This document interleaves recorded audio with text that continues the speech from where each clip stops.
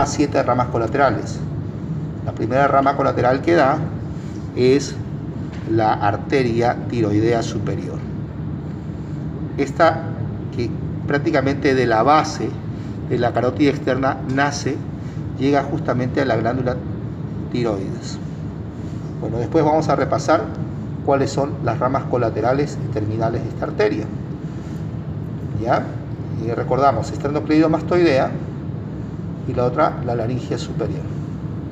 Y sus ramas terminales son una que llega anterior a la glándula, una que llega posterior a la glándula y otra que va a llegar lateral a la glándula. Al final, las del lado derecho con la del lado izquierdo se van a anastomosar en la parte anterior de la glándula tiroidea.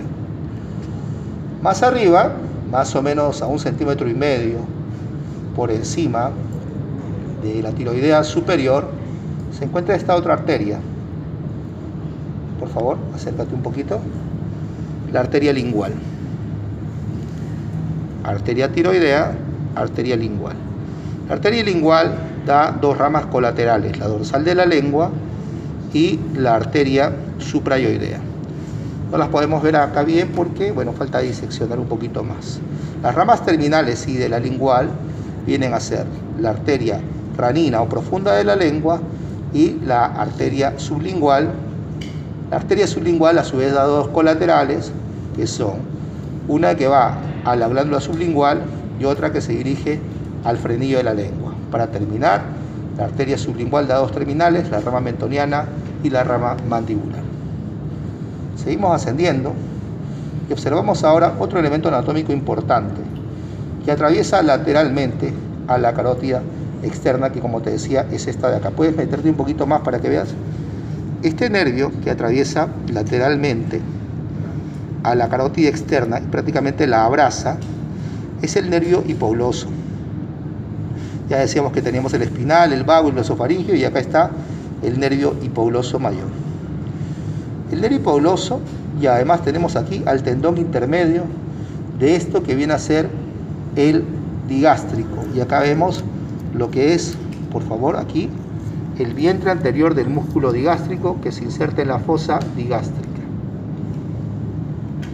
Bien, continuamos. También por acá tenemos al músculo estiloioideo. Fíjate, esto es el músculo estiloioideo junto con el digástrico. Bueno, y esa es una de las relaciones que los libros de anatomía se nos hacen referencia, que el digástrico atraviesa lateralmente a esta arteria que nace superiormente a la lingual, más o menos medio centímetro por encima de la lingual, y que es la arteria facial. Hace una primera curvatura, que es la curvatura faringea.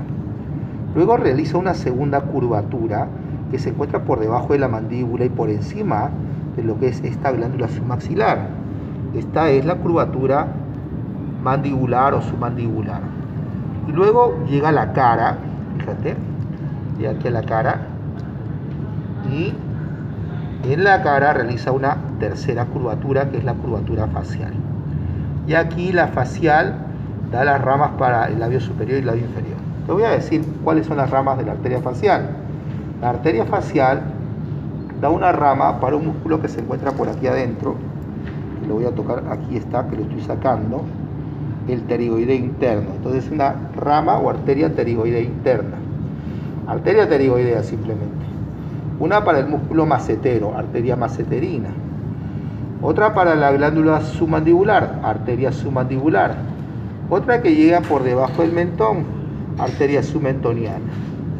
Una que asciende hacia el paladar, palatina ascendente o palatina inferior. Una que llega al labio inferior, coronaria inferior o labial inferior. Una que llega al labio superior, coronaria superior o labial superior.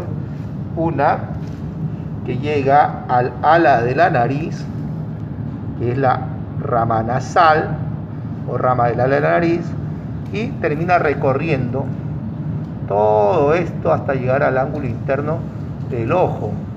Entonces aquí ya es su rama terminal de la facial llamada arteria angular.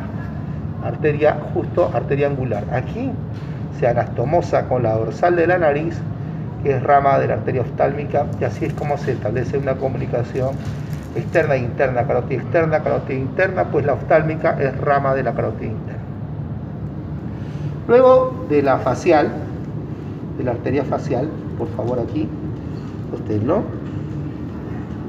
aquí, luego de la arteria facial, tenemos entonces, ya hemos dicho aquí, el higástrico, el hipoglosso.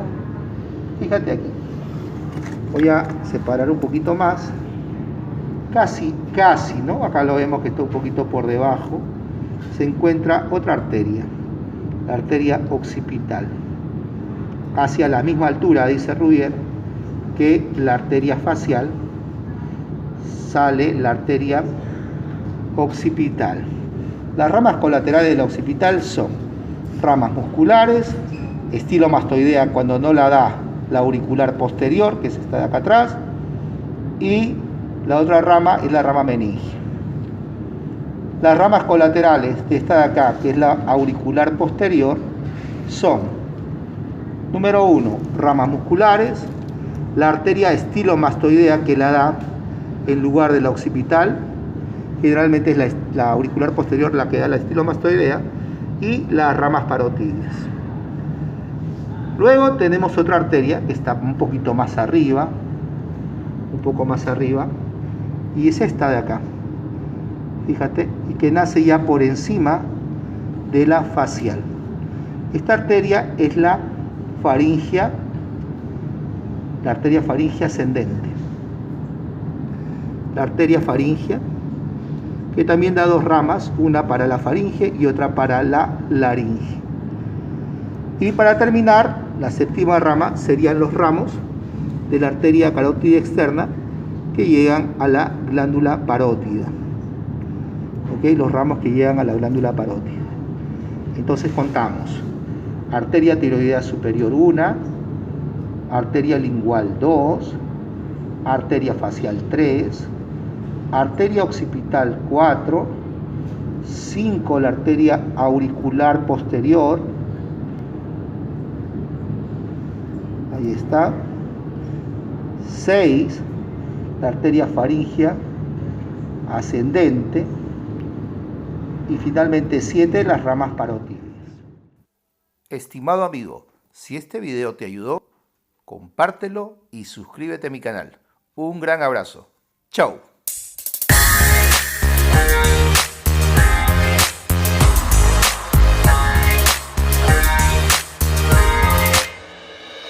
도무지 참을 수 없을까